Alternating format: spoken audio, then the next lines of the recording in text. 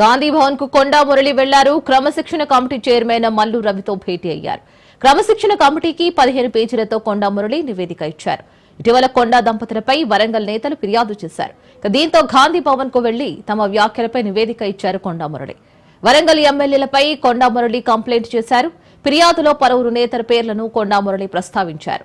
Wardhannapet MLA Nagaraju, Bhupalpally MLA Gandra Satyanarayana, Parakala MLA Revuri Prakash Reddy, Warangal West MLA Nayini Rajender Reddy, Kadiyam Srihari, Basavaraju, Saraiah, Vem Narender రెడ్డిపై ఫిర్యాదు చేశారు.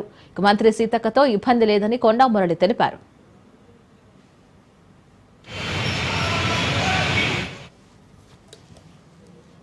కాంగ్రెస్ పెద్దలంటే తనకు గౌరవమని అన్నారు కొండా మురళి. తనను రెచ్చగొట్టొద్దనని, చావుకు కూడా భయపడనని చెప్పారు. తనెవరినూ ప్రశ్నను అడగలేదన్న కొండా మురళి పీసీసీ చీఫ్ కు వివరణ ఇచ్చారని అన్నారు. రాహుల్ గాంధీని ప్రధాని చేయలేదనే తన లక్ష్యమని అన్నారు.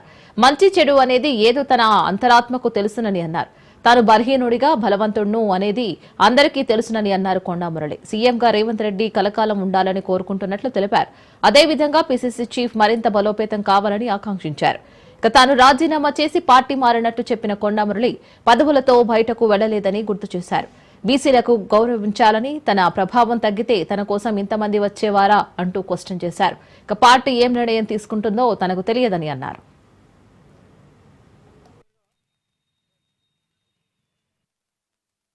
నేను ఒకటే మాట చెప్తున్నా, కాంగ్రెస్ పార్టీ అన్నా, కాంగ్రెస్ పార్టీ పెద్దలన్నా నా గౌరవం.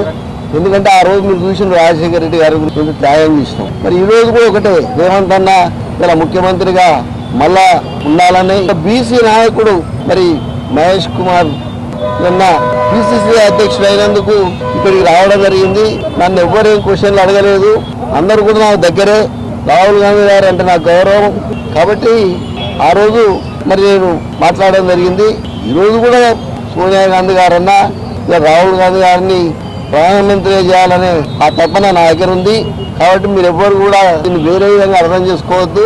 ఇప్పుడు కాంగ్రెస్ అంటే గౌరవం, దయచేసి దీన్ని వేరే విధంగా చిత్రీకరించవద్దని మరి కోరుకుంటున్నాను. మంచిదో చెడ్డదో అనేది నా అంతరాత్మ తెలుసు, అంతే తప్ప దాన్ని ధైర్యంగా చెప్పాలి అనేది అదేదో వివరణ వాళ్ళకి ఇవ్వడం జరిగింది. ఎవరికి ఇలా మళ్ళీ నాకు చెప్పడం జరిగింది. నేను బలం ఎంత ఉన్నా అనేది మీకు తెలుసు, ఇవాళ ప్రజలకు తెలుసు, భారతదేశంలో ఉన్న ప్రతి ఒక్కరికి తెలుసు. దయచేసి నన్ను రెచ్చగొట్టకండి. నేను మొదలే చెప్తున్నా, నేను బలహీనుని కాదు, చావుకు భయపడ.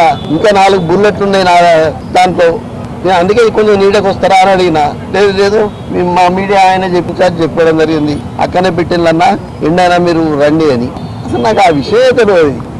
మరి మీరే సృష్టిస్తానేమో కానీ నాకు ఆ విషయం కూడా తెలియదు. ఒకటే మాట చెప్తున్నా మీకు, కాంగ్రెస్ పార్టీని గౌరవిస్తా అని చెప్తున్నా. రేపు పొద్దుటిల్లి రేవంత్ అన్న మరి కాయకాలం సీఎం ఉండాలని కోరుకుంటున్నా. బీసీ నాయకుడు మరి మహేష్ అన్న రేపు ఇంకా పదవులు కావాలని కోరుకుని గాంధీ భవన్కి రావడం జరిగింది. బీసీలను ఊరకపోతే ఎట్లా?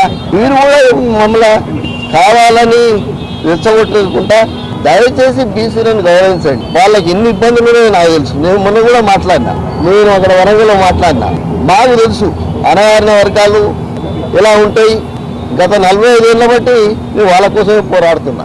నా ప్రభావం ఇంతెందుకు, మీరంతెందుకు రావాలి? మీరే చెప్ప. దయచేసి ఒకటే మాట చెప్తున్నా, నేను అంతర్గతంగా లోపల చెప్పినా మళ్ళీ ఎప్పుడైనా అక్కడ వరంగల్ మీటింగ్ పెట్టినాక, లేదు అంటే మీడియా సెంటర్ ఎప్పుడైనా పెట్టినప్పుడు కంపల్సరీ వచ్చి చెప్తా.